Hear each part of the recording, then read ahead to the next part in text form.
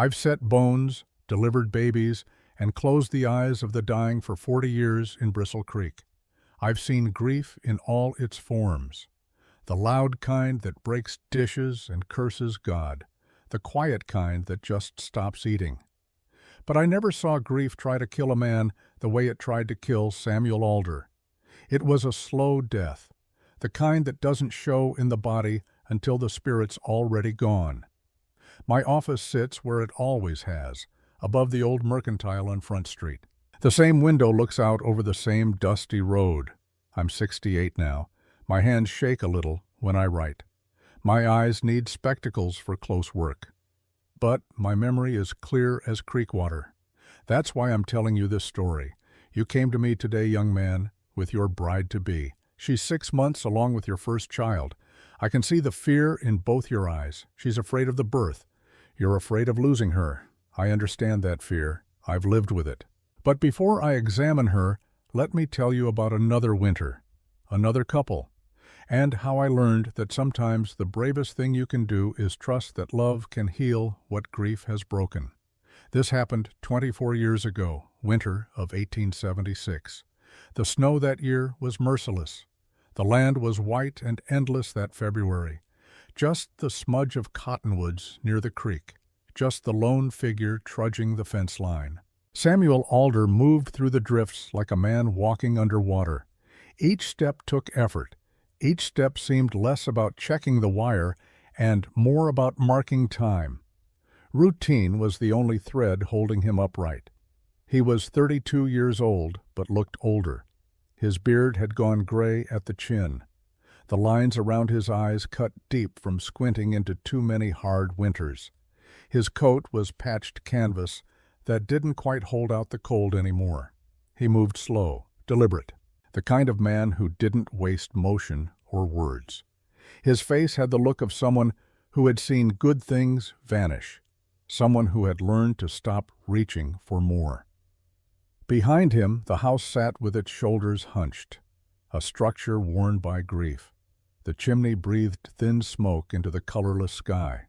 Inside, a little girl named Rosie sat curled in a rocking chair too big for her. She was 5 years old, dark curls like her mother, quiet eyes like her father. She cradled a rag rabbit in her arms. The stuffing was coming out of one ear. She watched the door with the patient silence of a child who had already learned to wait, to be still, to expect nothing that might not come. Samuel returned just before dark. He shook the snow off his coat outside, stamped his boots on the porch boards, stepped inside without a word. He set his rifle by the door.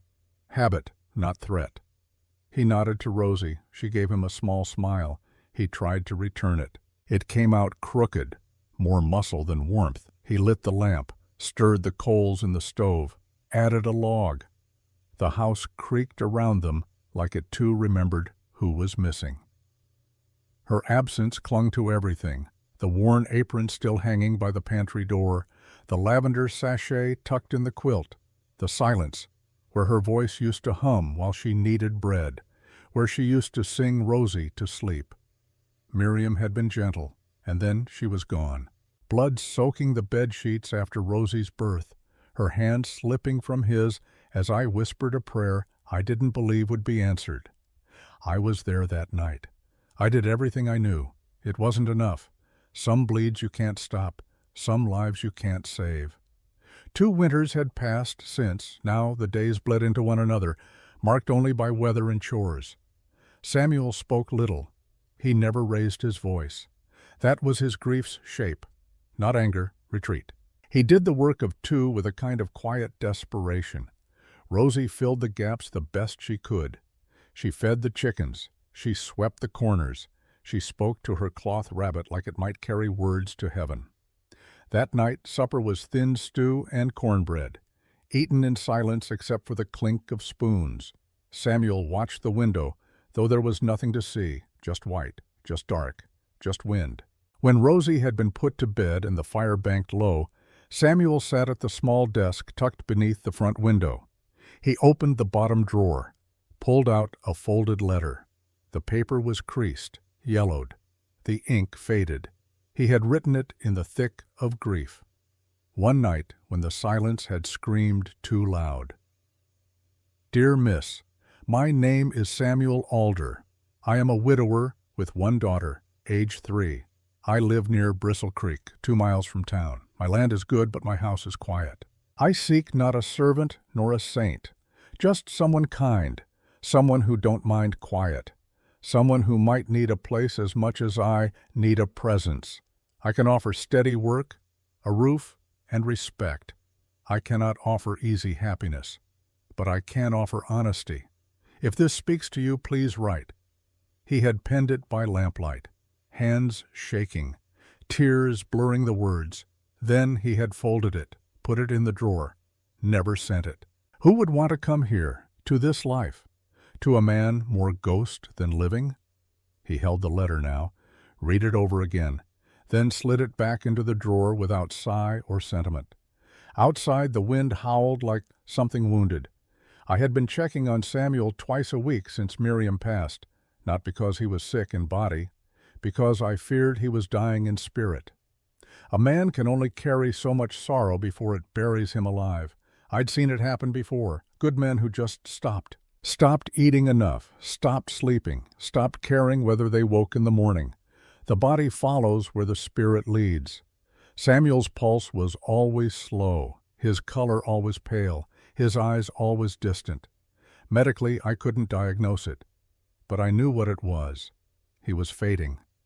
I'd tried talking to him, tried suggesting he go to church socials, tried introducing him to widows in town who might understand his pain. He'd nod politely, thank me, do nothing. He was polite in his dying. That's what made it so hard to fight. Rosie was the only thing keeping him tethered to this world. When I'd visit, I'd watch him with her.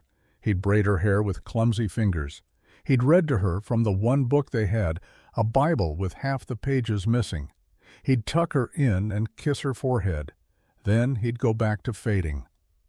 I'd known Miriam since she was a girl, delivered her when I was just starting out in Bristle Creek, watched her grow into a kind, laughing woman, danced at her wedding to Samuel, delivered Rosie into this world and watched Miriam bleed out of it. I carried my own guilt about that night, my own wondering if I could have done something different, cut faster, packed the bleeding better, called for help though there was no help to call. A doctor in a frontier town learns to live with the ones he couldn't save. But Miriam had been special, and Samuel had loved her the way men love in stories, completely, without reservation. Now he was dying of that love, slowly, quietly, a grief that wouldn't let go. It was well past midnight when the dog barked, a short, surprised sound from the barn. Samuel sat up in bed, heart thudding in the dark. He swung his legs over the side. The floor was cold. He pulled on boots, shrugged into his coat, took the lantern down from its hook. The barn sat a short walk from the house.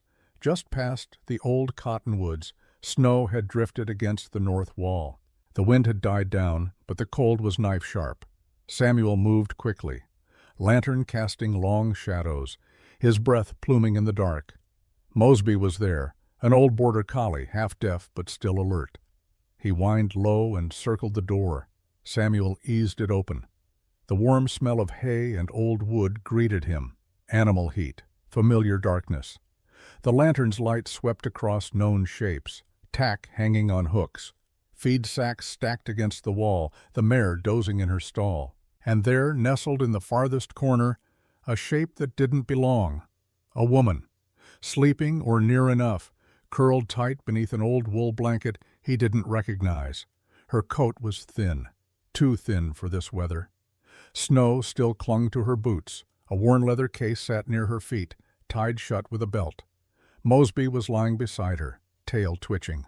Not aggressive, curious. She stirred as the light reached her face. Not startled, just slow, like someone surfacing from deep water. Her eyes blinked open. They were not frightened, just tired, the kind of tired that lived in the bones. "I'll go," she whispered before he could speak. Her voice was rough from cold or silence, maybe both. Samuel stepped forward slowly, lowering the lantern. "You know, this is my barn." She nodded, sitting up with effort. I didn't mean to trespass, just needed out of the wind. He noticed the way she held herself, proud even now, not begging, just explaining. Her hands were bare, fingers red with cold. Her face was pale, lips almost blue. She'd been out in this weather too long. "What's your name?" he asked. She hesitated. "Florence May." "Where are you from?" "St. Louis." "That's 300 miles." "I know." "What are you doing in my barn, Florence May?" She looked up at him then. Something passed between them. Not recognition, but alignment. Two people who had lived through hard things without asking anyone to fix them. "I was looking for Samuel Alder," she said. He stared. The lantern flickered in his hand. For a moment he thought the wind had tricked his ears. "You found him," he said quietly.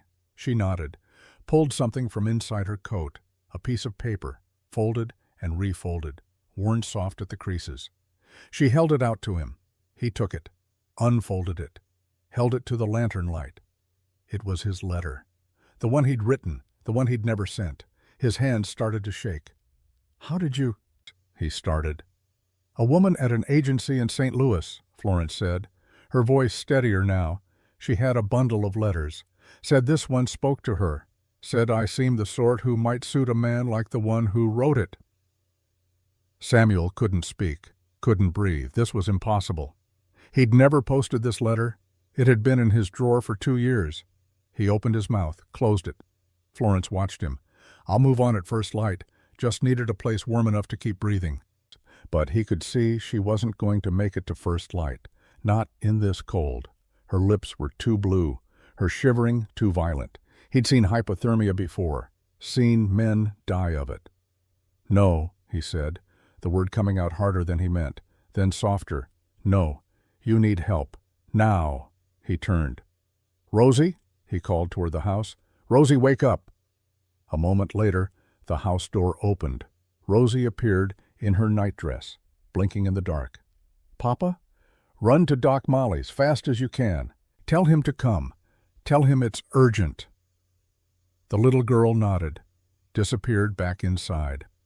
30 seconds later, she emerged in boots and a coat, took off running through the snow toward town, her small figure vanishing into the darkness. Samuel turned back to Florence. "Can you stand?" "I think so." She tried, made it halfway up. Her legs buckled. He caught her before she fell. She was light, too light, like she hadn't eaten properly in days. "I'm sorry," she murmured. "I'm sorry to be trouble."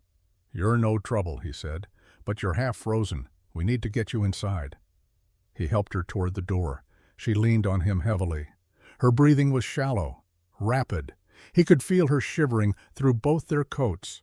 They made it 3 steps from the barn before her knees gave out completely. She collapsed into the snow. "Florence," he said, kneeling beside her. "Florence, stay awake." Her eyes were rolling back, lips moving but no sound coming out. He made a decision, slid one arm under her knees, one behind her back, lifted her. She weighed almost nothing. He carried her across the yard, up the porch steps, kicked the door open. Inside, he laid her on the rug in front of the stove, added more wood, built up the fire. Her coat was frozen, stiff with ice. He worked the buttons with numb fingers, got it off her. Her dress underneath was damp. That was bad. Wet clothes would kill her faster than no clothes. He grabbed blankets from the chest, wrapped her in them. She was still shivering, still unconscious. Her skin was gray. Where was Doc? He knelt beside her. "Florence. Florence, can you hear me?" No response. He did the only thing he could think of, started rubbing her hands, her arms, trying to bring warmth back to her extremities, trying to get blood flowing. Her fingers were like ice. He could see the white patches of frostbite forming on her fingertips. "Come on," he whispered. "Come on, stay with me." He didn't know why he cared so much. This woman was a stranger, had been sleeping in his barn. But something in him had shifted the moment he saw that letter, that impossible letter, like the universe had reached down and touched his life for the first time in 2 years. He wasn't going to let her die before he understood how. 15 minutes later, He heard boots on the porch. The door burst open. Doc Molly strode in, medical bag in hand, Rosie behind him, breathing hard from running. "She's here," Samuel said. "She's bad."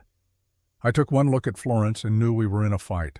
Her lips were blue-gray, her breathing shallow, her pulse thready when I found it. Stage 2 hypothermia, maybe stage 3. Her core temperature had dropped dangerously low. "How long was she outside?" I asked. "I don't know. I found her in the barn. She said she'd been walking for 2 days. 2 days, in this weather." I shook my head, opened my bag. "Rosie, honey, I need you to boil water, as much as you can. Samuel, get every blanket in this house." We worked fast. I cut away her wet dress, wrapped her in dry blankets. Samuel brought heated stones from the stove, wrapped in cloth.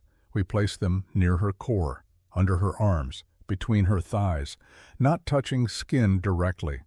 That could cause more damage. I checked her fingers, toes, ears, all showing signs of frostbite. The tips of 3 fingers on her left hand were white, hard. That tissue might be dead already. I'd have to wait to see. "Talk to her," I told Samuel. "Keep her conscious if you can." "What do I say?" "Anything. Everything. Just talk." Samuel knelt beside her. Awkward, uncertain. "Florence, my name is Samuel. You're in my house. You're safe. Doc Molly is here. He's a good doctor, the best. You're going to be fine." Her eyes fluttered, but didn't open. "You said you came looking for me," he continued, voice rough. "I don't know how you got that letter. I don't understand. But I'm glad you came. I'm glad you're here. So you need to stay. You need to fight, please." I watched him as I worked. Watched something in his face I hadn't seen in 2 years. Fear, yes. But not the distant, hollow fear of a man already half dead. This was immediate, present. The fear of someone who had something to lose. "Her pulse is getting stronger," I said. "That's good. Keep talking." Samuel nodded, kept going. Told her about the farm, about Rosie, about the mare in the barn, about how Mosby had good judgment, and if the dog trusted her, she must be worth trusting. Told her about the creek in summer, the cottonwoods, anything he could think of. And slowly, gradually, color started coming back to her face. Her breathing deepened, steadied. Her shivering became more vigorous. That was good. Shivering meant her body was trying to warm itself, meant her core temperature was rising. Around 3 in the morning, her eyes opened. She looked around, confused, frightened, saw me first. "Where?" "You're safe," I said gently. "You're in Samuel Alder's house. I'm Dr. Molly. You nearly died of cold, but you're warming up now." She turned her head, saw Samuel kneeling beside her. Their eyes met. Something passed between them I couldn't name, something beyond gratitude, beyond relief. "I'm sorry," she whispered. "Don't be," Samuel said. "Don't be sorry." "I didn't mean to cause trouble." "You didn't," I said, "but you came mighty close to not causing anything ever again. 2 more hours in that barn and we'd be having a different conversation. Or no conversation at all." She closed her eyes. "I just wanted to find him, to see if the letter was real." "The letter," Samuel said. Stood up, crossed to where her coat lay, pulled out the folded paper, brought it back. "This letter." He handed it to me. I read it, recognized the handwriting. Looked up at Samuel. "You wrote this." 2 years ago, but I never sent it." "Then how—" I started. Florence spoke softly from the floor. "The woman at the agency. She said it had been there for months, in a pile of unclaimed letters. She didn't know where it came from, just that it touched her heart. She thought I needed to find the man who wrote it, said I looked like someone who understood quiet." I studied the letter again, the date at the top. 2 years ago, right after Miriam died, right when Samuel had been at his lowest. "Is this real?" Samuel asked me. Am I losing my mind?" I looked at Florence, at her pale, determined face, at her frost-bitten fingers, at the worn leather case that held everything she owned, at the courage it must have taken to travel 300 miles on faith alone. "No," I said, "you're not losing your mind. I don't know how this letter found its way to her, but it did, and she came. That's real enough." Samuel sat down heavily, put his head in his hands. I saw his shoulders shaking. He was crying. For the first time since Miriam died, I saw Samuel Alder cry. Rosie crept close, put her small hand on his back. "Papa, is the lady going to be okay?" I smiled at her. "Yes, honey. The lady is going to be just fine. Your papa and I, we saved her. Is she staying?" I looked at Florence. She looked back at me, then at Samuel, then at Rosie. "I don't know," she said honestly. "I hadn't thought past finding him." "Well," I said, standing up, closing my bag, "you can think about it after you've slept. Right now, you need rest, heat, food when you can take it, and we need to watch those fingers for the next few days. Make sure the frostbite doesn't get worse. I can't impose—" "You're not imposing," Samuel said, looking up, eyes red but clear. "You're staying, at least until you're well, at least until we understand this." He held up the letter. Florence nodded slowly. "Thank you." I helped Samuel move her to the spare room, the one with the rocking horse his brother had made for Rosie, the one that still smelled faintly of lavender from when Miriam used to keep her things there. We settled Florence into the bed, piled blankets on her, left a glass of water within reach. "I'll check on her tomorrow," I said to Samuel, "but I think she'll make it. She's strong, stronger than she looks." "Doc," Samuel said as I was leaving, "that letter, how did she get it?" I paused at the door, looked back at him. At this man I'd been watching die slowly for 2 years, and at the first spark of life I'd seen in his eyes since his wife passed. "I don't know, Samuel," I said honestly. "I've been a doctor for 30 years. I've seen a lot of things. Some I can explain, some I can't. Maybe it got lost in the mail. Maybe someone found it. Maybe—" I trailed off. "Maybe what? Maybe some things aren't meant to be explained. Maybe we just accept them and move forward." Samuel nodded, looked toward the spare room where Florence was sleeping. "She came all this way, on faith, because of words I wrote in the darkest moment of my life." "She did? What does that mean?" I put my hand on his shoulder. "I think it means you're not as alone as you thought you were, and neither is she. Now get some rest. Tomorrow's going to be a long day." I walked out into the cold. The sky was starting to lighten in the east. Not sunrise yet, but the promise of it. Rosie had already gone back to bed. The house was quiet behind me. I looked back once, saw the light in the window, the smoke from the chimney rising straight up in the still air. And I thought about impossible things, about letters that find their way across 300 miles, about women brave enough to follow them, about men broken enough to need them. I'd been carrying a promise for 2 years, a promise made to a dying woman, a promise to make sure Samuel lived, to make sure he found someone who could love his daughter, to make sure he didn't fade away into grief. I didn't know if Florence May was the answer to that promise. But standing there in the pre-dawn cold, watching that house wake up to a presence it hadn't held in 2 years, I felt something I hadn't felt since Miriam died. I felt hope. You're wondering if I made the right call that night, bringing that half-frozen woman into Samuel's house.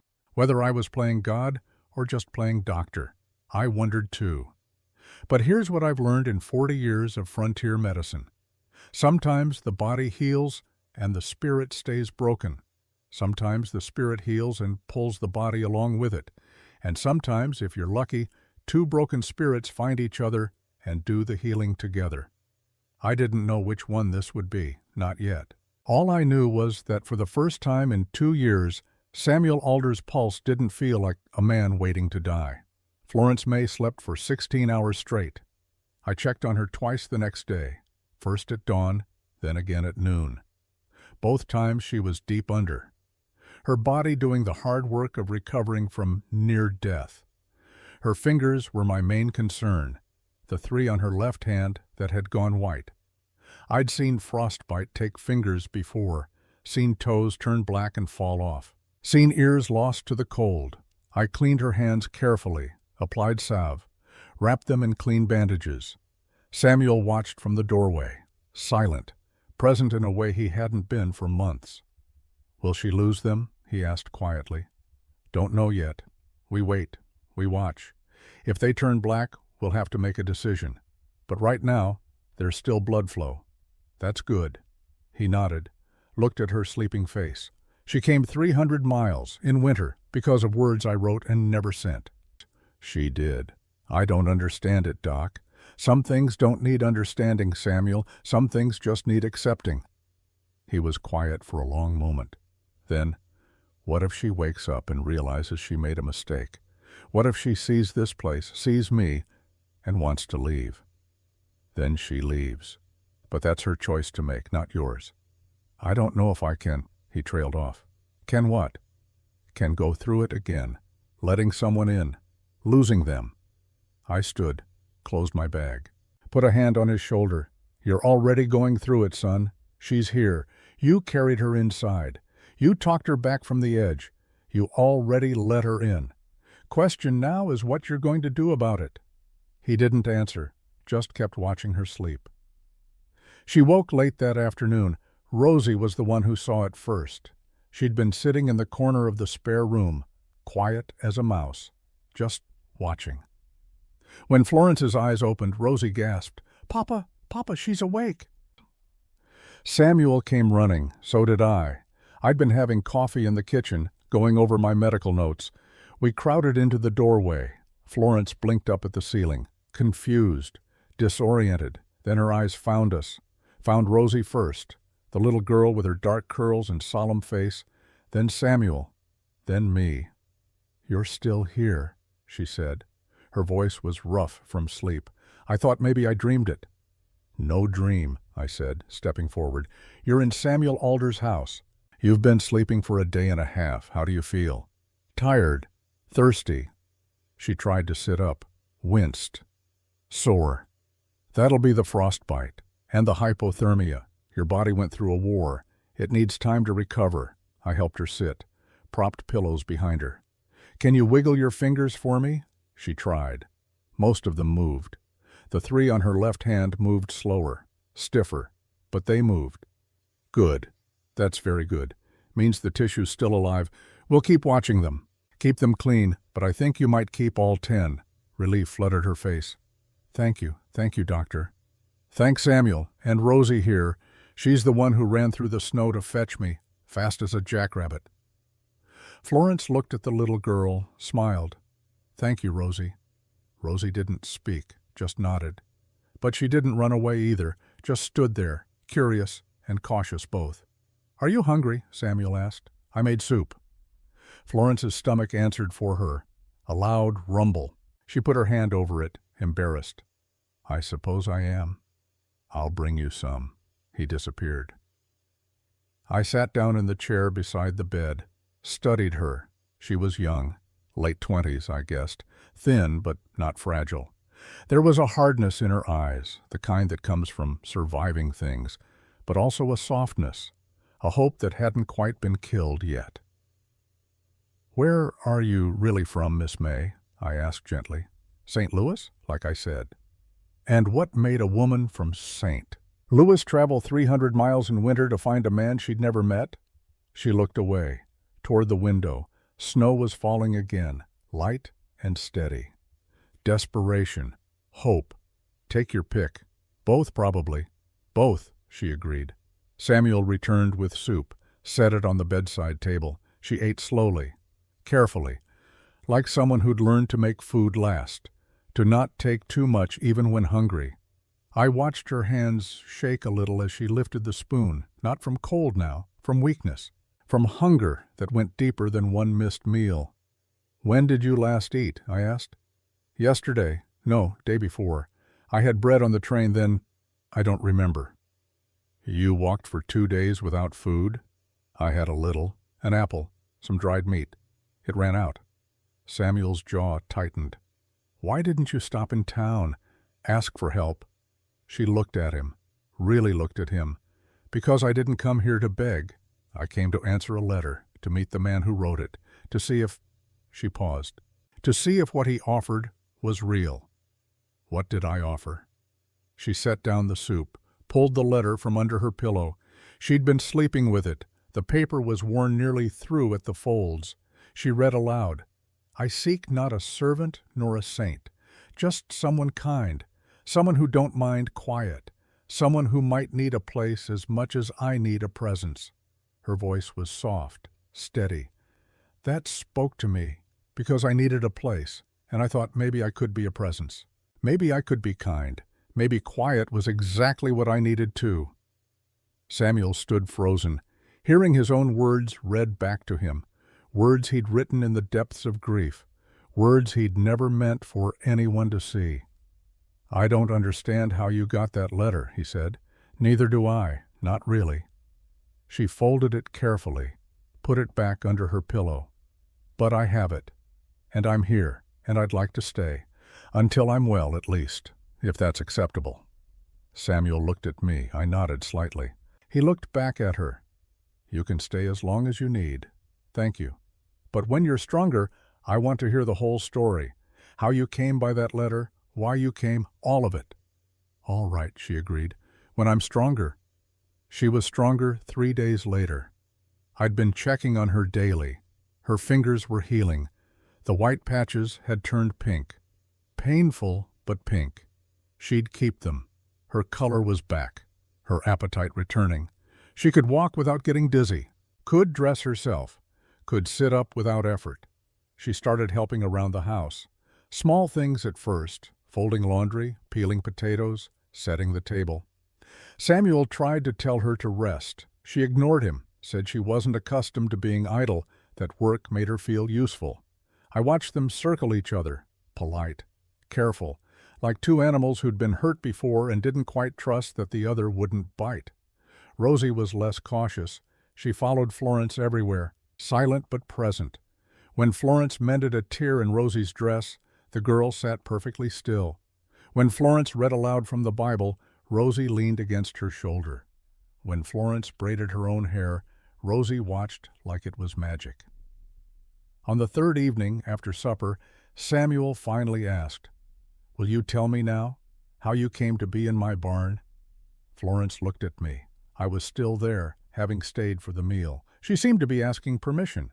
I nodded. "I'd like to hear it too, if you don't mind." She took a breath. "Let it out slow." "All right, but it's not a happy story." "Most aren't," Samuel said. She smiled faintly, nodded, began. St. Louis had been gray that October. Gray skies, gray buildings, gray faces of people who'd forgotten how to hope. Florence worked at Harrison's dry goods store on Market Street, had worked there for 3 years. It was respectable work. She kept the books, helped customers, managed inventory. Mr. Harrison was a decent employer. His wife ran a tight ship, but fair. Then Mrs. Harrison took sick. Consumption, the doctor said. She'd need rest. Months of it, maybe years. Mr. Harrison asked Florence to help more, take on the wife's duties, keep the shop running. Florence said yes. She was good at her work. She needed the wages. She had no reason to refuse. That's when things changed. Mr. Harrison started staying late, asking her to work after closing. Standing too close when they reviewed the books, his hand would brush her arm, her shoulder. He'd smile in a way that made her skin crawl. She tried to ignore it, tried to stay professional, but it got worse. One night he cornered her in the stockroom, put his hand on her waist, said she was beautiful, said his wife didn't understand him, said Florence could have a better position, better wages. If she was kind to him, she'd pushed him away, said no, said she'd quit if he touched her again. He smiled, said she'd quit and have no reference, no job prospects, no room since she rented from his cousin. Said she should think carefully about refusing him, she thought. Then she refused anyway. He fired her the next day, told his cousin to evict her, spread word around Market Street that she was unreliable, a thief, that money had gone missing while she kept the books. It was all lies. But lies told by a respected businessman carried more weight than truth from a woman with no family and no connections. Within a week, she'd lost her job, her room, her reputation. She had $80 saved. Everything she owned fit in one leather case. She was 29 years old and suddenly had nowhere to go. There'd been a man once, Eli Graves, a school teacher. They'd been engaged. He was handsome, educated, said he wanted a simple life, a good wife, children, a house with a garden. He'd courted her properly, asked her to marry him. She'd said yes. They'd set a date. Then he met someone else, a banker's daughter, younger, prettier, with a dowry that could set a man up for life. He came to Florence one evening, said he'd made a mistake, that she was too plain, too old, that he needed someone with more prospects, that she'd understand, surely, that she'd want what was best for him. She'd understood. She'd wanted what was best for him, too, which was to never see him again. That had been a year before the Harrison incident. So when she lost her job, lost her room, lost everything, there was no one to turn to, no family, no friends who weren't also Mr. Harrison's customers, no man to protect her or provide for her. She was alone. She went to a mail-order bride agency on 3rd Street, a place she'd passed 100 times and never thought she'd enter. But desperation makes you walk through doors you swore you'd never open. The woman who ran it was called Mrs. Brennan, older, kind eyes. She'd seen 1,000 desperate women come through. Florence was just another one. "I need to go west," Florence said. "I have $80. I can work, cook, clean, keep books. I'm educated, honest. I need somewhere to start over." Mrs. Brennan had nodded. "Most women come to me with less. But going west as a mail-order bride, that's not easy work, dear. These men, they're hard. They're lonely. Some are kind. Some aren't. You have to be prepared for what you might find." "I'm prepared." Mrs. Brennan pulled out a stack of letters. "These are from men looking for wives. Read through them. See if any speak to you. If they do, I'll arrange correspondence. You can write. Get to know each other. If it seems right, I'll arrange passage." Florence had read through them, letter after letter, men describing themselves, their land, their needs. Some were blunt. Need woman for cooking and children. And some were desperate. "Please, anyone. I'm so lonely." Some were crude. Must be young and pretty. None of them felt right. None of them felt like something she could build a life on. She was about to give up when Mrs. Brennan came back.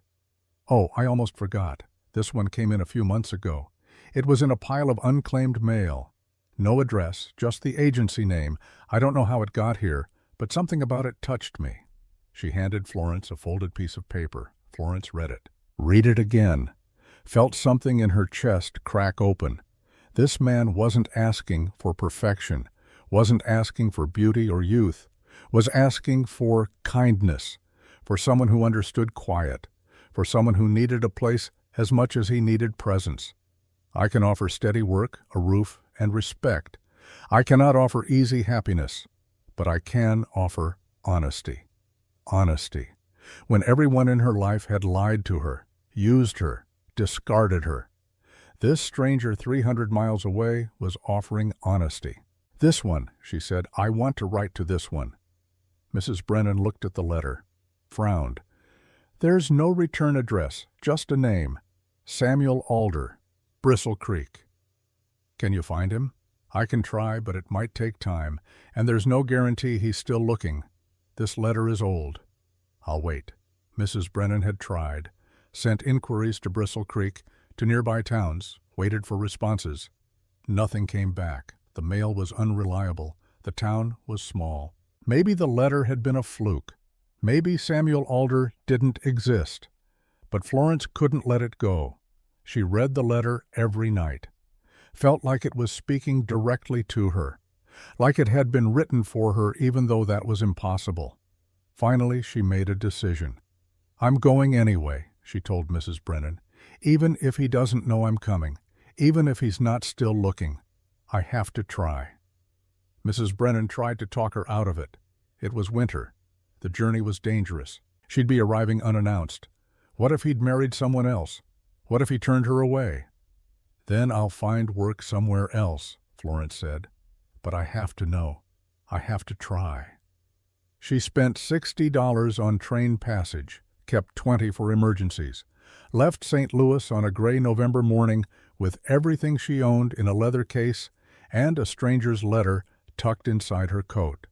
The train took her as far as Junction City, 200 miles. The rest she'd have to manage on her own. She asked around, found a freighter heading toward Bristle Creek. He'd take her most of the way for $5. She rode in the back of his wagon with supplies, flour sacks, and canned goods. It took 2 days. The cold was brutal. The freighter dropped her 10 miles from Bristle Creek, said that's as far as he was going, pointed her toward the road. She walked, 1 foot in front of the other, her case getting heavier with every mile, the wind cutting through her thin coat. Snow starting to fall. She made it to Bristle Creek at dusk, a tiny town, 1 main street, a few buildings. She asked at the mercantile about Samuel Alder. Alder, sure, lives about 2 miles east. Follow the creek road, can't miss it. She'd started walking again, but by now she was exhausted, frozen. The sun was setting. She didn't think she'd make it in the dark. She'd found a barn off the road, thought she'd rest for an hour, just get out of the wind, then keep going at first light. She'd fallen asleep instead, deeper than she meant to. When she woke, it was full dark, and she was colder than she'd ever been. Her fingers wouldn't bend. Her thoughts were getting fuzzy. She knew the signs. Hypothermia. She'd seen it in St. Louis winters, seen beggars freeze to death in doorways.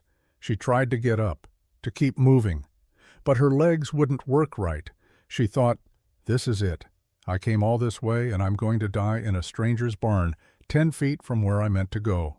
Then she heard a dog bark, saw lamplight, saw a man's face, and thought, please, please let this be him. Let me have made it. Let this mean something. Florence finished speaking. The room was silent. Samuel sat across from her, face unreadable. Rosie had fallen asleep against Florence's side. I was still there, listening, watching. That's how I got here, Florence said quietly. I spent everything I had, risked everything I had. Because your letter was the first honest thing anyone had said to me in years. Samuel looked down at his hands. I didn't mean for anyone to read it. I wrote it in a dark place. I wasn't thinking clearly. Maybe that's why it was honest. He looked up at her. You came 300 miles on faith. Because of words I wrote drunk on grief. That's not faith, Miss May. That's desperation. Maybe, she agreed, but desperation and faith look a lot alike sometimes. Both make you do brave, stupid things. Both make you hope when hope doesn't make sense. I cleared my throat. It's late. Florence needs rest still. We can talk more tomorrow. But as I was leaving, Florence called after me. Dr. Molly, can I ask you something? Of course. That night, when you saved me, Samuel was talking, trying to keep me conscious. Do you remember what he said? I glanced at Samuel. He looked away. I nodded. I remember. He said he was glad I came, that I needed to fight, that I needed to stay. She looked at Samuel. Did you mean that? Samuel was quiet for a long moment. Then, yes, I meant it. Why? Because, he stopped, started again. Because for 2 years, nothing has come to this house except grief and silence. And then you showed up, with my words, my impossible words. And I thought maybe what? Maybe God hadn't forgotten me after all. The next day was Sunday. I convinced Samuel to bring Florence and Rosie to town, to church, to show people that he wasn't just existing anymore, that he had a guest, that life was happening at the Alder place again. He resisted, said people would talk. I said let them talk. Said Florence would need to be seen eventually, might as well be on our terms. We rode in together, Samuel driving the wagon, Florence beside him, Rosie between them. I followed on my horse. The snow had stopped. The sky was that brilliant blue you only get after a storm, the kind that hurts to look at. Church in Bristle Creek was a simple wooden building, pews that seated maybe 50, a pulpit that had seen better days. Reverend Ashby was a good man, a little fire and brimstone for my taste, but his heart was in the right place. We arrived just as the bell was ringing. People were filing in. I saw heads turn when Samuel helped Florence down from the wagon. Saw the whispers start immediately. Who was she? Where had she come from? Why was she with Samuel Alder? We took a pew near the back. Florence kept her eyes forward, dignified. Samuel sat stiff beside her. Rosie clutched her rag rabbit. I nodded at a few people I knew. Mrs. Tate, the biggest gossip in town, was staring openly. The service was unremarkable. Hymns, scripture, a sermon about forgiveness, but I could feel the tension in the room. Everyone was looking at Florence, trying to figure her out. After the service, people lingered outside. That's when Mrs. Tate made her move. She walked right up to Florence, smiled that sharp smile of hers. "Hello, dear. I don't believe we've met. I'm Harriet Tate." "Florence May," Florence said, extending her hand. Mrs. Tate shook it briefly. "And how do you know Samuel?" "I'm a guest at his home." "A guest? How nice." Mrs. Tate's eyes flicked to me, to Samuel, back to Florence. "And how long will you be staying?" "I'm not sure yet." "I see. And where are you from?" "St. Louis." "St. Louis?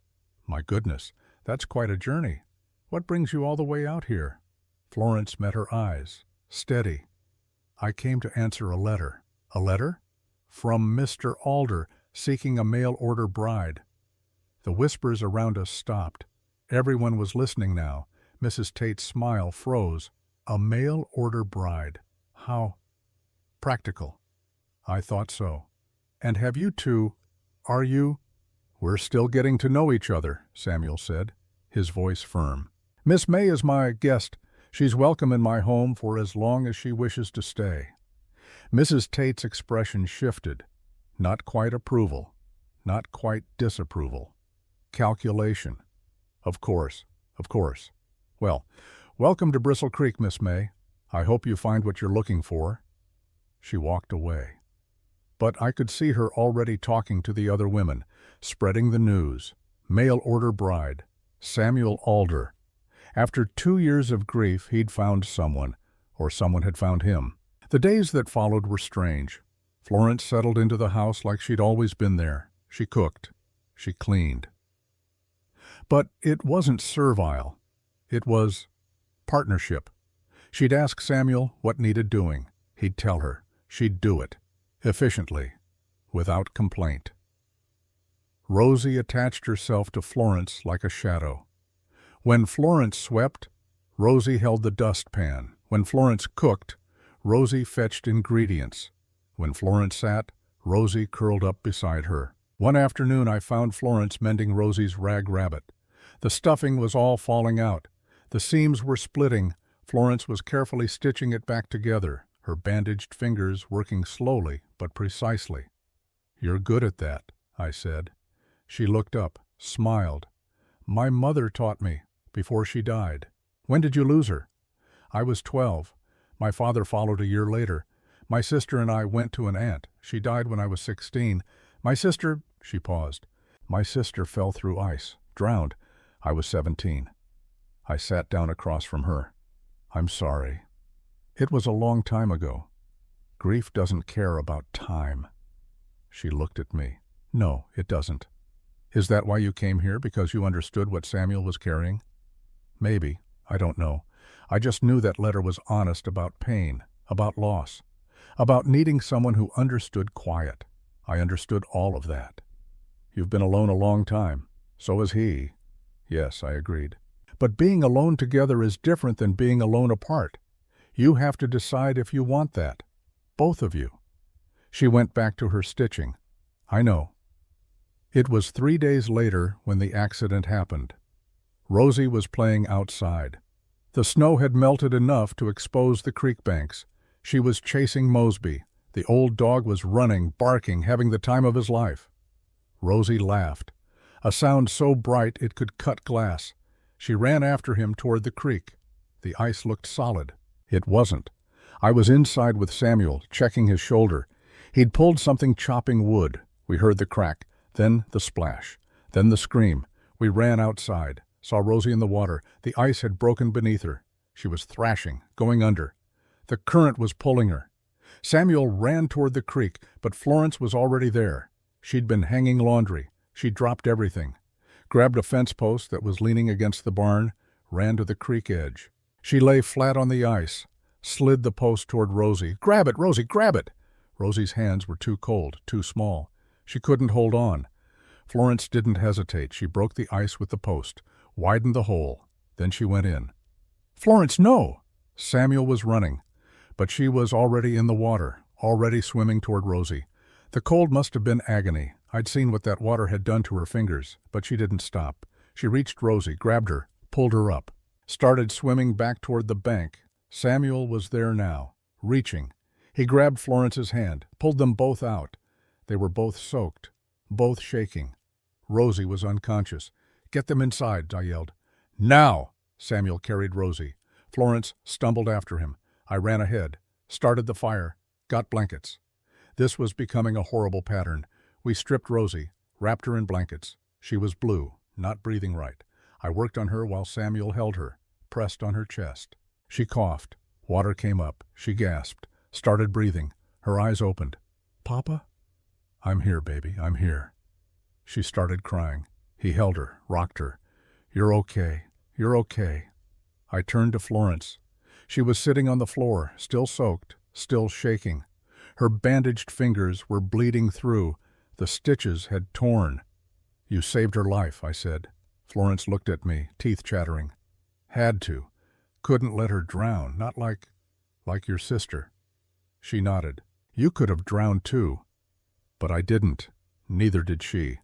Samuel looked over, saw Florence bleeding, shaking. He handed Rosie to me, went to Florence, knelt beside her.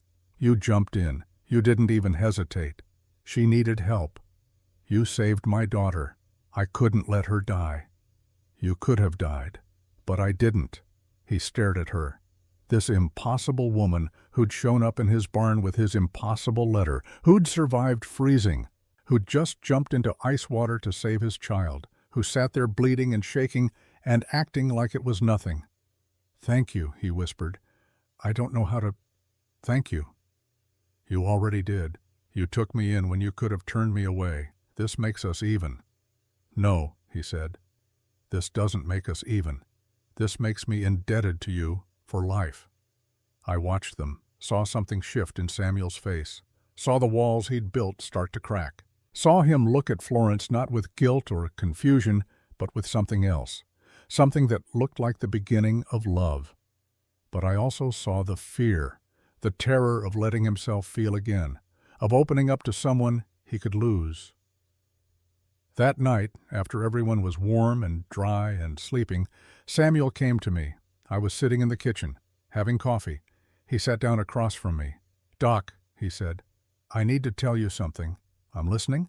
"It's about Miriam, about how she died." I waited. I knew this was coming. Had been waiting 2 years for him to say it out loud. "You told us to wait," he said, "after the miscarriage. You said her body needed time to heal, that getting pregnant again too soon could be dangerous." I remember. I pushed for it anyway. I wanted a son, wanted help with the farm, wanted... He stopped.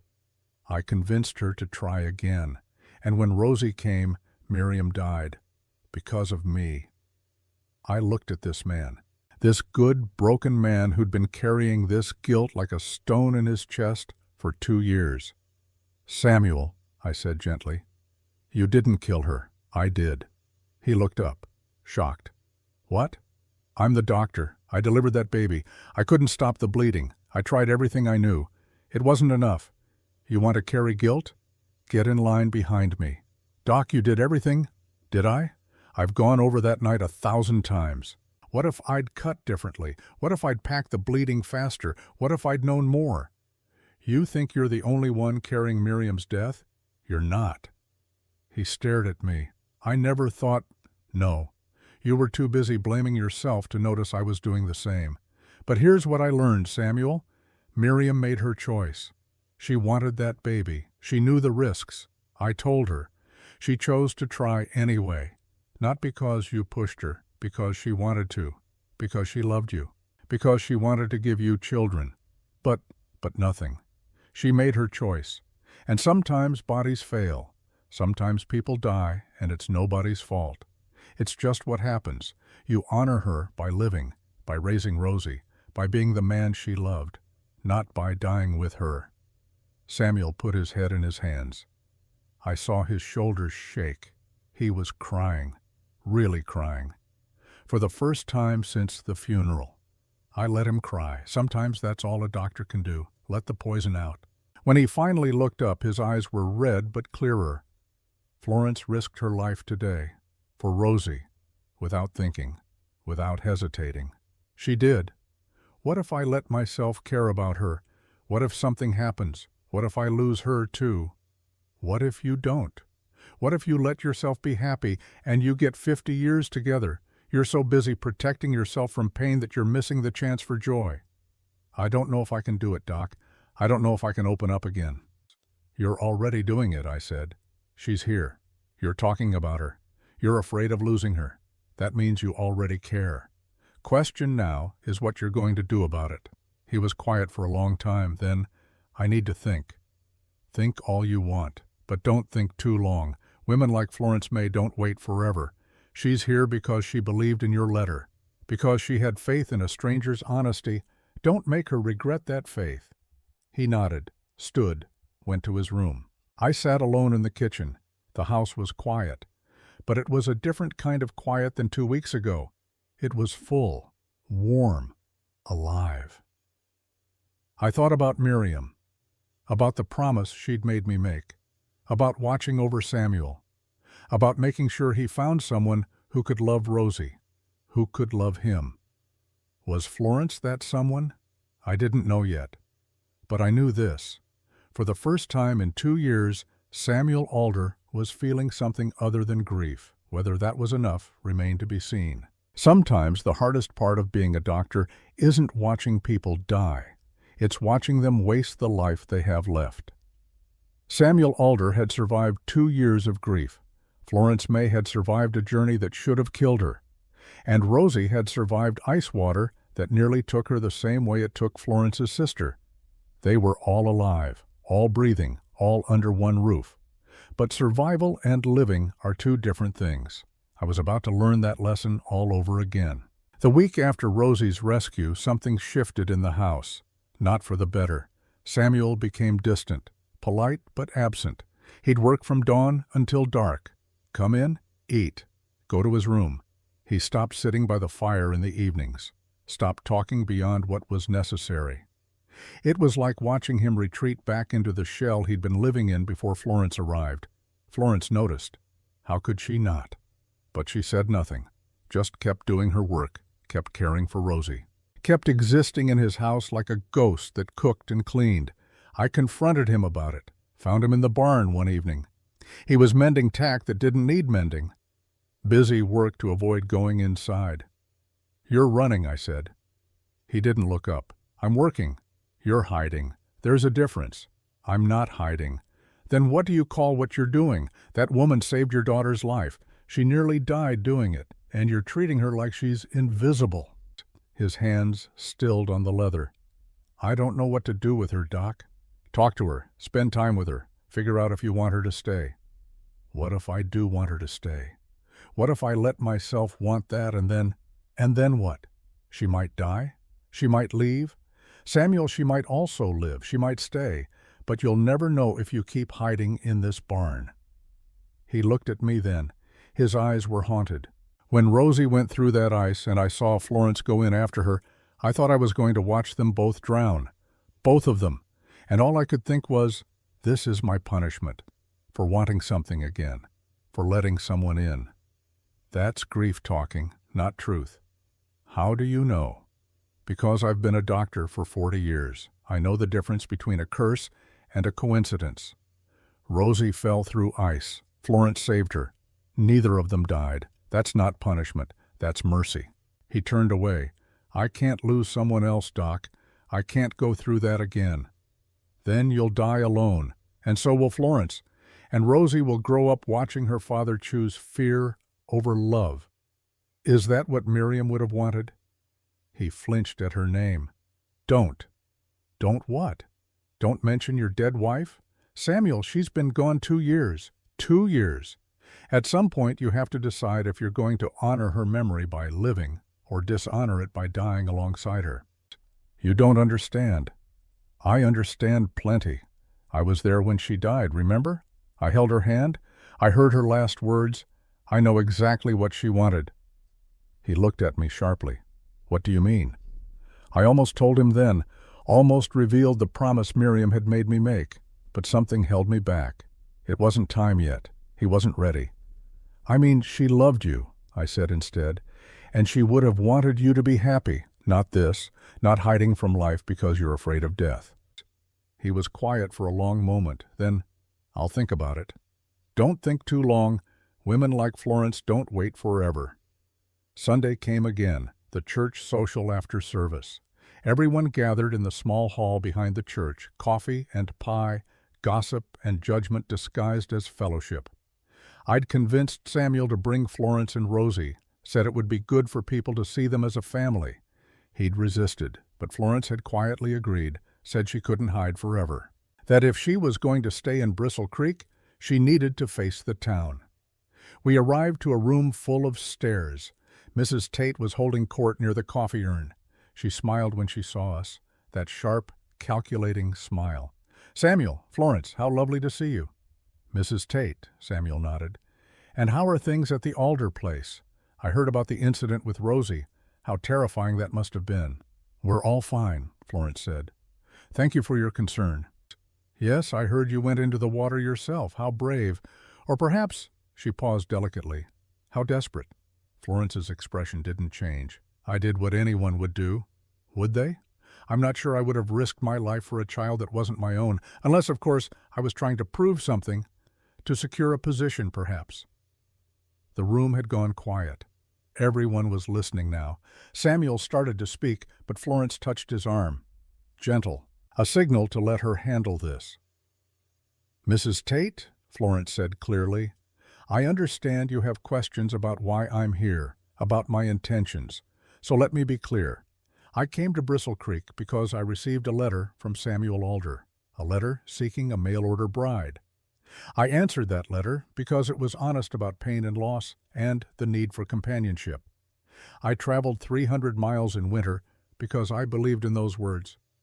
"How convenient for you," Mrs. Tate said. "A poor woman with no prospects finds a widower with land and a house." "I'm not poor." "Oh?" Florence reached into her pocket, pulled out a small leather purse, opened it. Coins glinted. She counted them out on the table. $20. "I had $80 when I left St. Louis. I spent $60 getting here. This is what's left. I could have bought passage further west, could have started a shop in a city, could have lived modestly but independently for months. I chose to spend almost everything I had to find Samuel Alder specifically, not because I needed security, because I believed a man who wrote those words deserved someone who would choose him, not settle for him." The room was silent. Mrs. Tate's face had gone red. Florence continued, "You think I'm here because I have nowhere else to go. You're wrong. I'm here because I chose to be here, and I'll stay as long as Samuel wants me to stay, not because I need him, because I believe we might need each other. There's a difference." She picked up the coins, put them back in her purse, looked around the room. "If anyone else has questions about my character or my intentions, you can ask me directly. I have nothing to hide." She walked away, toward the corner where Rosie was playing with another little girl. Samuel followed her. I stayed behind, watching Mrs. Tate's face. She was stunned, and I thought a little impressed. "Well," she said finally, "she certainly has spirit." "She does," I agreed. "Do you believe her about the money?" "I do. I saw her bag when I treated her for frostbite. She's telling the truth." Mrs. Tate was quiet for a moment. Then, surprisingly, she smiled. A real smile. "Good. Samuel deserves someone with spine. God knows he needs someone strong enough to pull him out of that grief. I was worried she was just another desperate woman looking for easy security. But if she chose him, well, that's different." "It is. I suppose I owe her an apology." "I suppose you do." She nodded. Went to pour more coffee. I watched as, one by one, the women in the room started talking to Florence instead of about her, started asking her questions about St. Louis, about her journey, about what she thought of Bristle Creek. Florence answered honestly, kindly. She didn't try to impress them, didn't try to win them over, just spoke her truth, and somehow that was more powerful than any charm could have been. By the time we left, Florence had 3 invitations to visit, 2 offers to help with sewing, and one request for her cornbread recipe. She'd won the town over, not by trying, but by refusing to pretend to be anything other than what she was. Samuel was quiet on the ride home, but I saw him glance at Florence, saw something in his eyes, pride maybe, or recognition. That night I thought maybe things would finally change between them. I was wrong. The man arrived 3 days later. I was at the Alder place checking on Rosie's lungs. She'd developed a slight cough after the ice water incident. Nothing serious, but I wanted to be sure. Florence was making lunch. Samuel was outside working on the fence. We heard hoofbeats. A single rider, coming fast. Samuel walked back toward the house, hand instinctively going to his hip, where a gun would have been if he'd been wearing one. Old habits from rougher times. The rider came into view, well dressed for the frontier. Dark coat, good boots, a hat that hadn't seen much weather, city clothes. He dismounted, tied his horse, walked toward the house like he owned it. Samuel stepped in front of him. "Can I help you?" The man smiled. It didn't reach his eyes. "I'm looking for Florence May. I was told she might be here." Florence appeared in the doorway, went completely still, her face drained of color. "Eli," she said, her voice flat. The man's smile widened. "Hello, Florence. It's been a long time." I watched Florence carefully, watched her hands clench, watched her spine straighten. She stepped out onto the porch, chin up, eyes steady. "What are you doing here?" "I came to find you. When I heard you'd left St. Louis, I was worried. I made inquiries, traced you here, wanted to make sure you were all right." "I'm fine." "Are you? Living in a frontier barn? Working for a stranger? This doesn't seem like the life you wanted, Florence." "You don't know what I want. You never did." Eli's expression flickered, something like hurt. Then it smoothed over. "I made mistakes. I know that. I was young, foolish. I let you go when I should have held on. I'm here to make that right." "There's nothing to make right. We're done. We've been done for a year." "Florence, please, just hear me out. I'm not the man I was. I've changed. I have prospects now. A position at a school in Kansas City. Good salary, respectability. I can give you the life you deserve. Not this." He gestured around at the farm. Samuel stepped forward. "The lady said she's fine. I think you should leave." Eli looked at him properly for the first time, sized him up, saw a working man in worn clothes, saw calloused hands and weathered skin, saw someone he thought he could dismiss. "And you are?" "Samuel Alder. This is my land." "Ah, the widower. Florence told me about you. About the letter." Quite a story. A desperate woman answering a desperate man's plea for help. Very touching. "It wasn't desperation," Florence said. "It was choice." "Was it? You had nowhere to go, no money, no prospects, and this man offered you a roof. What else could you do?" "I could do what I'm doing now, standing here, telling you to leave." Eli's mask slipped slightly. I saw anger flash across his face. Then it was gone, replaced by false concern. "Florence, be reasonable. Look at this place. Look at this man. He's still mourning his dead wife. You'll always be second best, second choice." "Is that what you want? To be the replacement?" Samuel flinched. The words had hit their mark. But Florence didn't waver. "I'd rather be someone's second choice made with intention than someone's first choice made from obligation. You taught me that, Eli, when you chose the banker's daughter over me. That was different." "How?" "She had a dowry, a future. You needed security, just like you're accusing me of needing now. At least I'm honest about it. At least I chose based on character instead of money." Eli's face went hard. "You're making a mistake." "No. The mistake was believing you when you said you loved me. This?" She gestured to the farm, to Samuel. "This is me learning from that mistake." At that moment, Rosie came running out of the house. She'd been playing inside. She ran straight to Florence, grabbed her skirt. "Mama, Florence, who is that man?" The word hung in the air. Mama. Florence's hand went to Rosie's head. Gentle, protective. "He's no one, honey, just someone passing through." Eli stared at them, at Rosie looking up at Florence with complete trust, at Florence's hand on the child's head, at the way they fit together like they'd always been that way. Something shifted in his expression, not quite defeat, but recognition. He'd lost. Whatever he'd come here hoping to reclaim, it was gone. "I see," he said quietly. "Well, I suppose congratulations are in order. You've found yourself a ready-made family. How efficient." "That's enough," Samuel said. His voice was low, dangerous. "You need to leave, now." Eli held up his hands. "I'm going. But Florence, one last thing. If this doesn't work out, if you find yourself needing help, you know where to find me." "I won't." "You say that now. But winter's long out here. Loneliness is longer. When you're tired of being second best to a ghost, remember I offered you a way out." He mounted his horse, tipped his hat mockingly, rode away.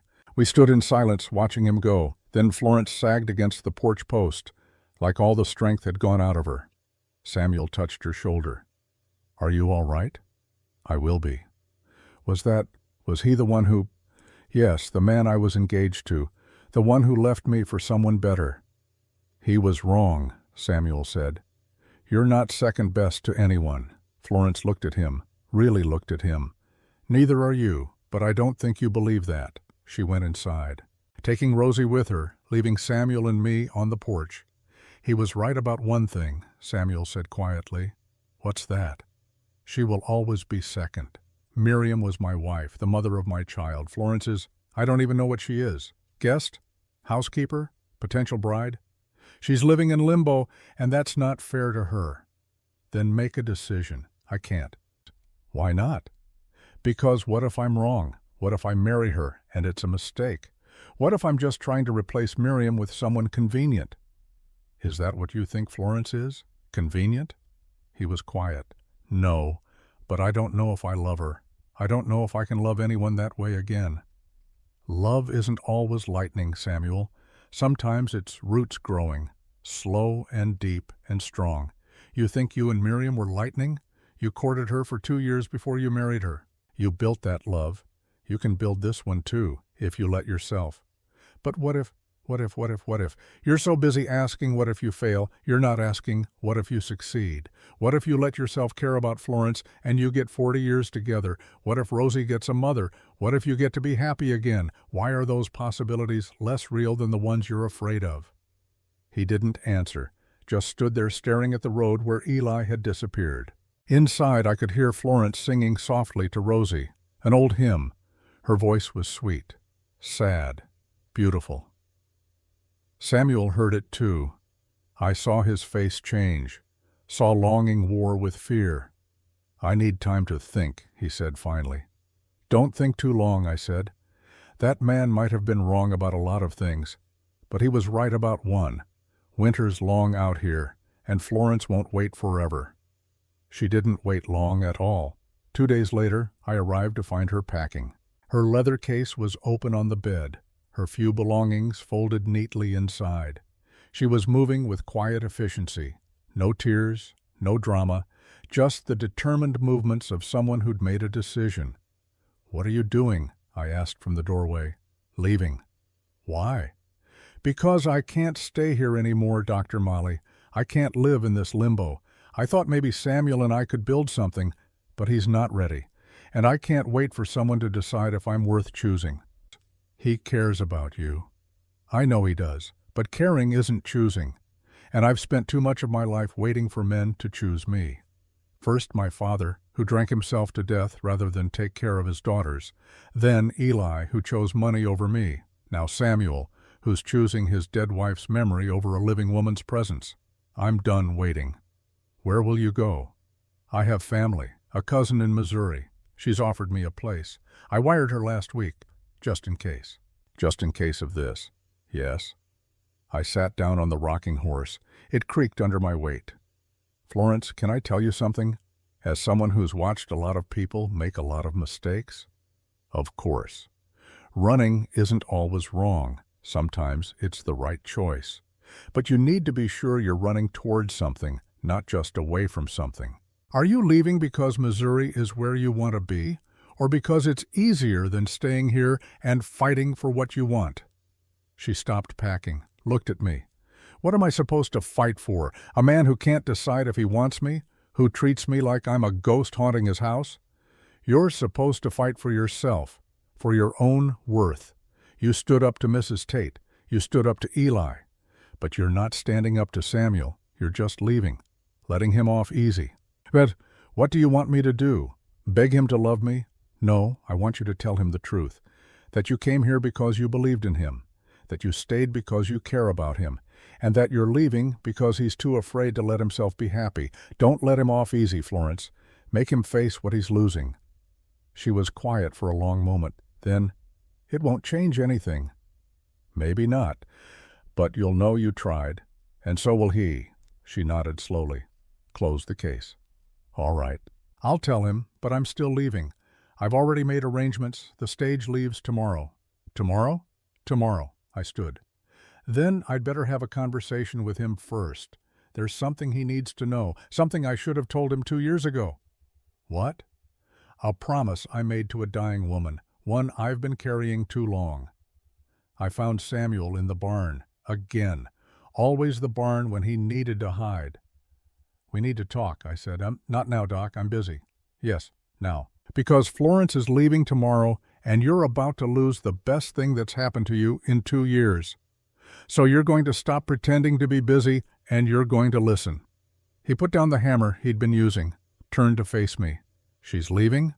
Tomorrow, on the stage. She's going to Missouri, to family, because she can't stay here waiting for you to decide if she's worth choosing. His face went pale. I didn't think she'd actually leave. What did you think would happen, that she'd wait forever while you hide in your grief? She's a living woman, Samuel, with pride and dignity and options. She chose you, and you're choosing to let her go because you're afraid. I'm not afraid. I'm being careful. You're being a coward, he flinched. You don't understand. I understand plenty. I understand you loved Miriam. I understand you're scared of losing someone else. I understand grief has a grip on you that won't let go. But what you don't understand is that Miriam wouldn't have wanted this for you. How do you know what Miriam wanted? Because she told me. Silence. He stared at me. What? I took a breath. This was it. The moment I'd been waiting 2 years to say, the promise I'd been carrying like a stone. The night Miriam died, when you were holding her, when you thought you were the only one hearing her last words, you weren't. She said something to you, but she also said something to me. Samuel's voice was barely a whisper. What did she say? She grabbed my hand, made me lean close, and she said, "Promise me, Doc. Promise me you won't let him die with me." I said I'd try. And she said, "No, promise. Make sure he finds someone who'll love our girl, someone who'll love him. Promise me he'll live again." Samuel's legs seemed to give out. He sat down hard on a hay bale. She said that? She did, and I promised her. Promised I'd watch over you. Make sure you found someone. Make sure you didn't just fade away into grief. Why didn't you tell me? Because you weren't ready to hear it. You were so deep in your guilt and your grief. If I'd told you Miriam wanted you to move on, you'd have thought I was lying. You'd have pushed back harder. So I waited. I watched.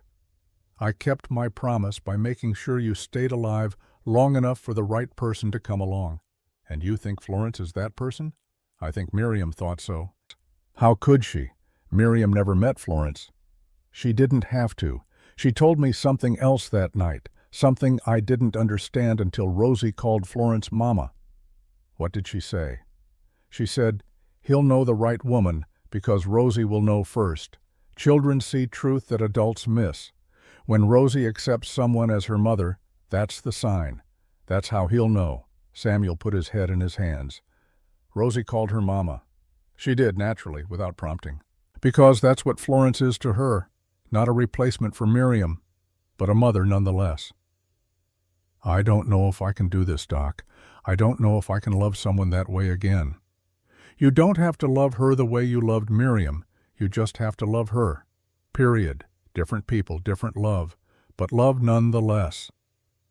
What if I fail her? What if I can't be what she needs? Then you fail together, but you'll never know if you don't try. And Florence deserves to know either way. She deserves to hear that you're choosing. Either you're choosing her, or you're choosing to let her go. But she deserves the dignity of a choice made consciously, not this limbo you're keeping her in." He was quiet for a long time. I could see him struggling, see the war inside him between fear and hope, between the dead and the living. "I'll talk to her," he said finally. "When?" "Tonight. After Rosie's in bed. I'll tell her. I'll tell her the truth." "Which is?" "That I don't know if I can be what she needs, but I want to try, if she'll let me." I nodded, put my hand on his shoulder. "That's all she's asking for, Samuel, a chance, an honest chance." I left him there in the barn, went back to the house. Florence was still packing, moving slowly now. Like each item she folded was a hope she was putting away. "He's going to talk to you tonight," I said. "Listen to what he has to say. Will it matter?" "I don't know. But you deserve to hear it, whatever it is." She nodded, continued packing. I left them to it.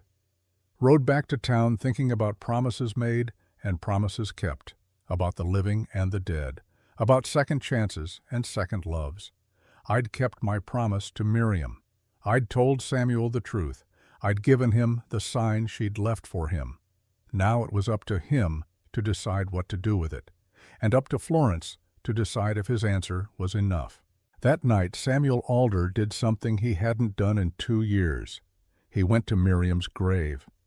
It sat on a small rise behind the house, just a simple wooden cross and a patch of earth that never quite grew grass the way the rest of the prairie did. He'd put a fence around it, not to keep anything out, just to mark the space as sacred.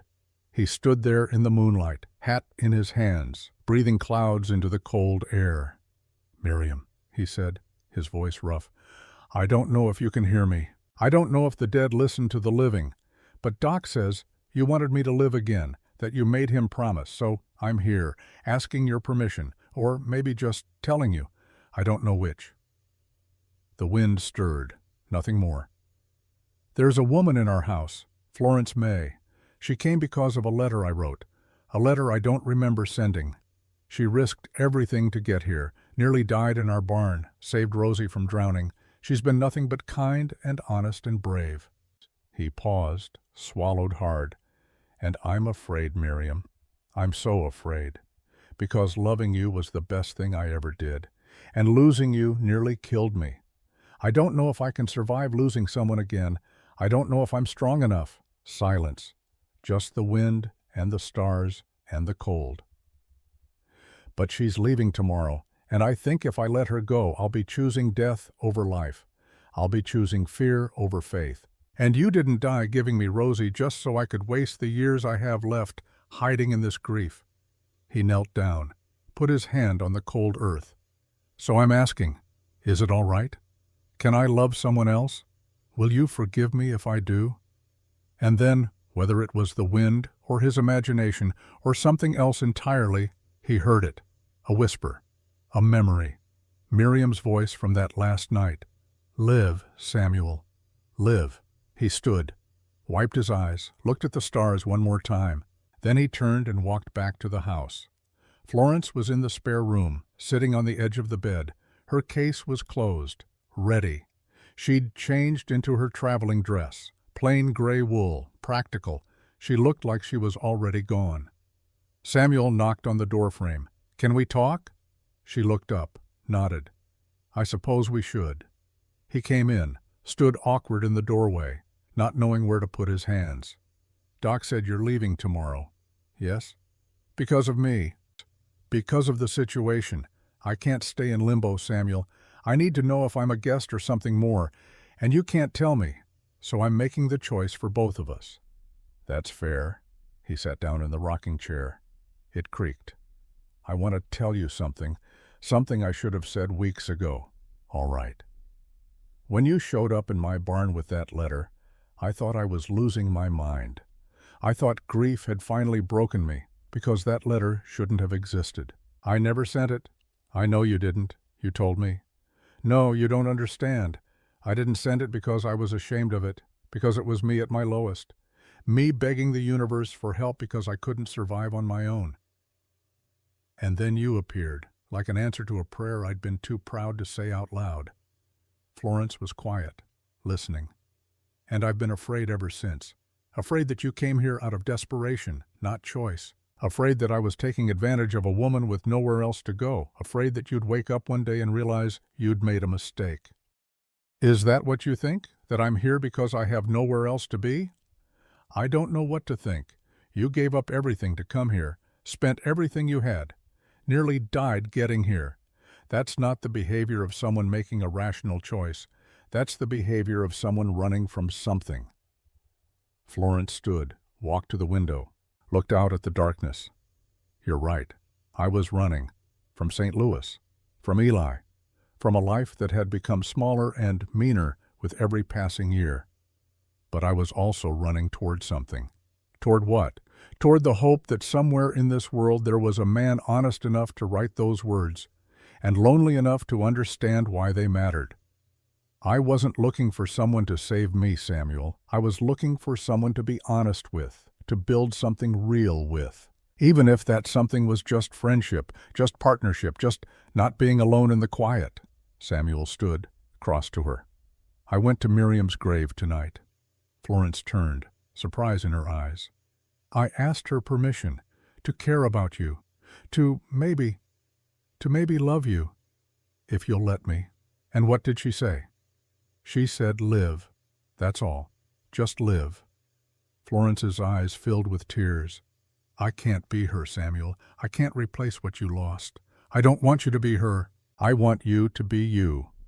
Florence May from St. Louis, who jumped into ice water to save my daughter, who stood up to the biggest gossip in town and won, who came 300 miles on faith alone. I want you, not a replacement, not a substitute. You. Do you love me?" He was quiet for a moment, honest. "I don't know yet. I know I care about you. I know I don't want you to leave. I know when I think about you being gone, something in my chest hurts. Is that love? Maybe not yet, but it could be. If you give me time." "How much time?" "However long it takes, or however long you're willing to wait." Florence wiped her eyes. "I've waited my whole life for someone to choose me, not settle for me, not convenience me. Choose me. Can you do that? Can you choose me even though you don't know if you love me yet?" "Yes." "Then prove it." He looked at her, confused. "How?" "Marry me. Not someday. Not when you're ready. Now. Tomorrow. Choose me publicly. Choose me in front of God and the town and your daughter. Choose me when it's hard and uncertain and terrifying. That's how I'll know it's real." Samuel stared at her.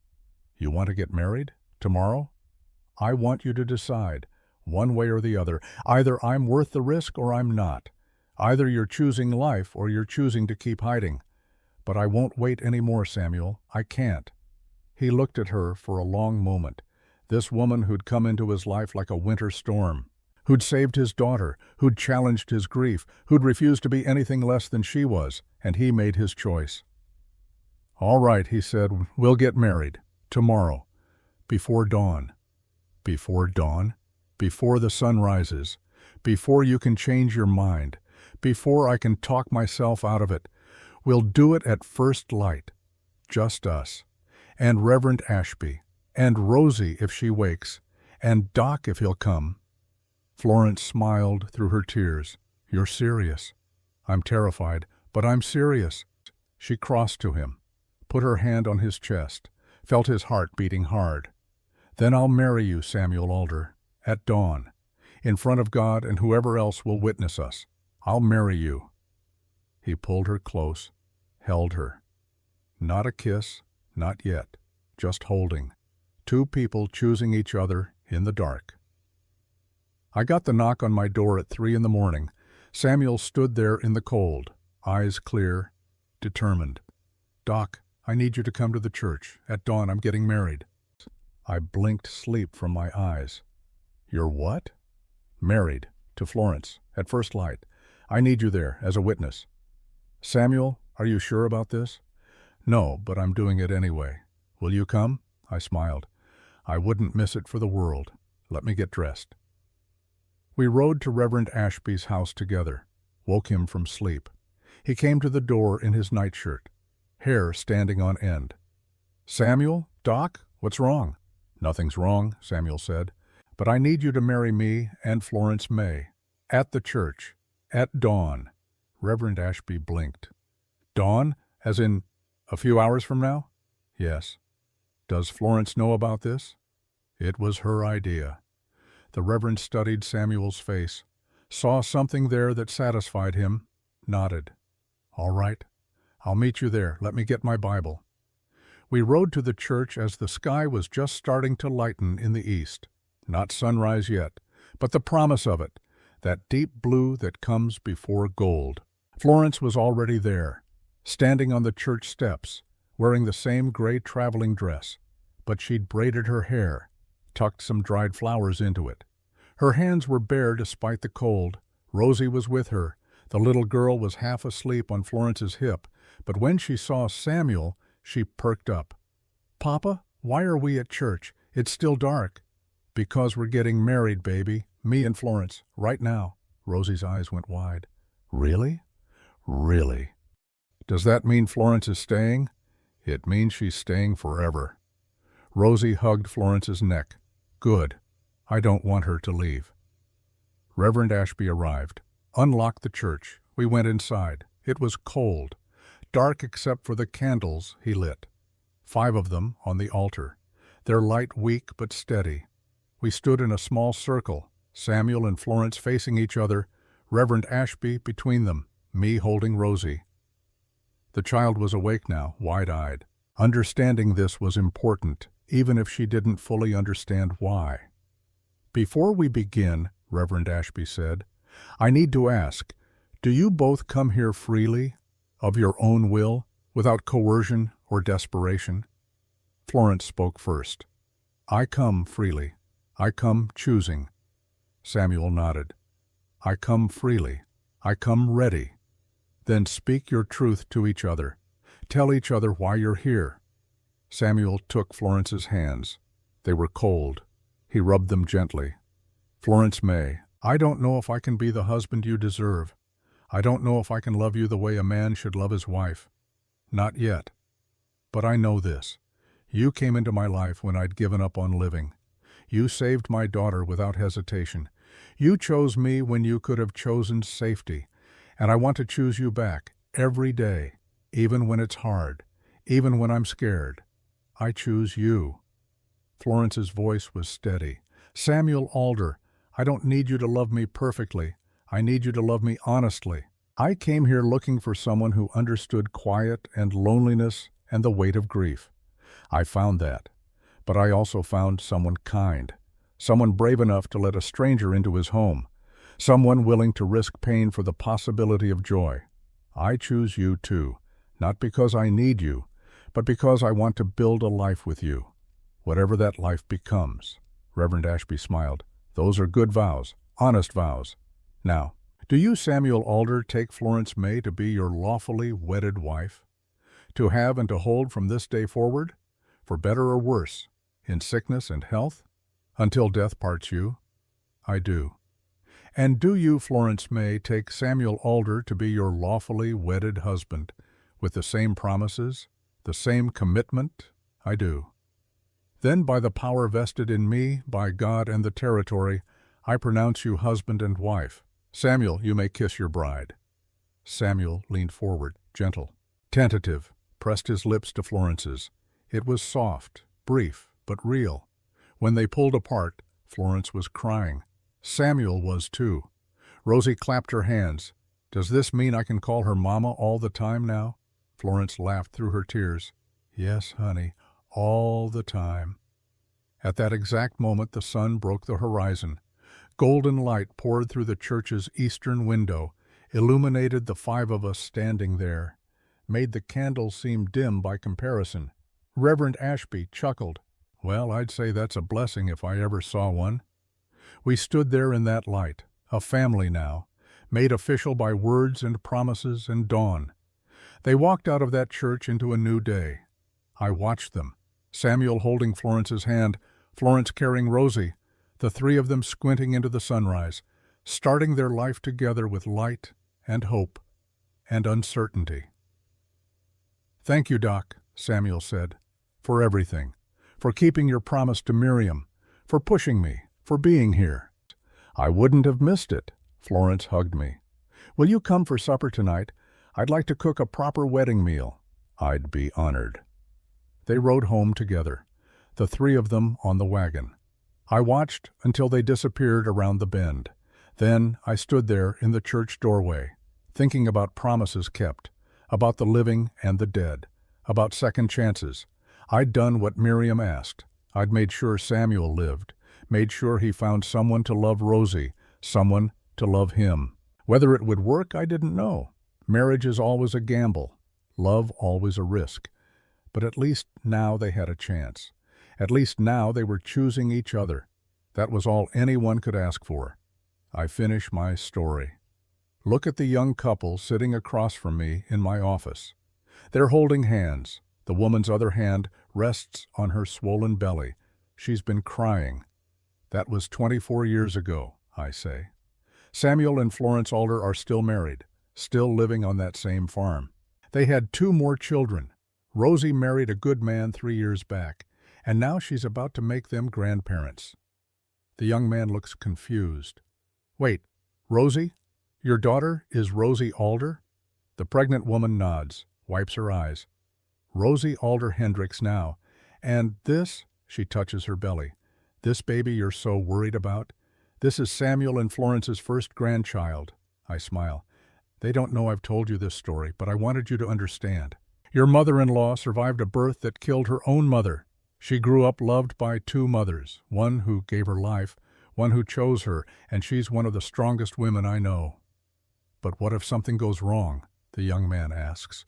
"What if we lose her, like Samuel lost Miriam? What if you don't? What if everything goes right? What if you get 50 years together like Samuel and Florence? You're so busy protecting yourself from pain, you're missing the chance for joy." The young woman squeezes her husband's hand. "Doc's right. We can't live in fear. My mother chose my father even though she was terrified. They chose each other. We have to do the same." Her husband nods, takes a shaky breath. All right, we'll trust it. We'll have faith." I stand, open my medical bag. "Good. Now let's check on this baby and make sure everything's progressing well, and then you can go home and tell Rosie's parents that old Doc Molly is still telling their story. They'll probably be embarrassed, but they'll understand why." I examine the young woman, listen to the baby's heartbeat, strong and steady, check her health. Everything is progressing normally. She's young, healthy, strong like her mother. "You're going to be fine," I tell her. "Both of you. I delivered your mother. I'll deliver your child. And God willing, I'll be around to deliver your grandchildren too." They leave my office holding each other, still scared, but hopeful. I watch them go. Then I close my bag, walk to the window, look out over Bristle Creek. The town has grown, new buildings, new families, new lives being lived. But some things stay the same. The church is still there. The old mercantile, the road out to the Alder place. I think about that winter, about Florence May arriving half-frozen with an impossible letter, about Samuel choosing life over death, about Miriam's promise finally kept. I'm 68 years old now. My hands shake. My eyes are dim, but my memory is clear. And I remember this: sometimes the bravest thing you can do is believe that love can heal what grief has broken. Sometimes survival isn't enough. Sometimes you have to choose to live. Samuel and Florence taught me that. A widower and a wanderer who found each other in a barn during the worst winter anyone could remember, who chose each other before dawn, who built a life on honesty and hope and the willingness to risk pain for the possibility of joy. That's a frontier story worth telling. That's a love worth believing in. The sun is setting over Bristle Creek. I lock my office, walk down to the street. My horse is waiting, old and slow like me, but still moving, still breathing. I ride out toward the Alder place. I do this sometimes, just to see, just to remember. The house looks different now, bigger. They added a room when the second child came. The barn has been rebuilt, the fence line extended, the land is thriving. I see them on the porch, Samuel and Florence. both with gray in their hair now, but still together, still holding hands when they think no one's looking. Rosie is there too, visiting with her husband, her hand on her belly, talking, laughing. The sound carries on the wind. I don't stop, don't intrude, just ride past slowly, tipping my hat. Samuel sees me, raises his hand. Florence waves. They know why I come by, why I check, why I remember. Because I made a promise to a dying woman 24 years ago, and I kept it. I saw them live, and now their story will outlive us all. That's the thing about frontier legends. They start with one moment of faith, one impossible choice, one person believing in another when belief doesn't make sense. And they grow into something bigger than any one life. They become the stories we tell to remind ourselves that hope is real, that second chances exist, that love can bloom even in the coldest winter. That's what Samuel and Florence taught me. That's what I'll remember until my own last breath. The snow melts, spring comes, and life goes on. Not because it's easy, but because someone chose to live it.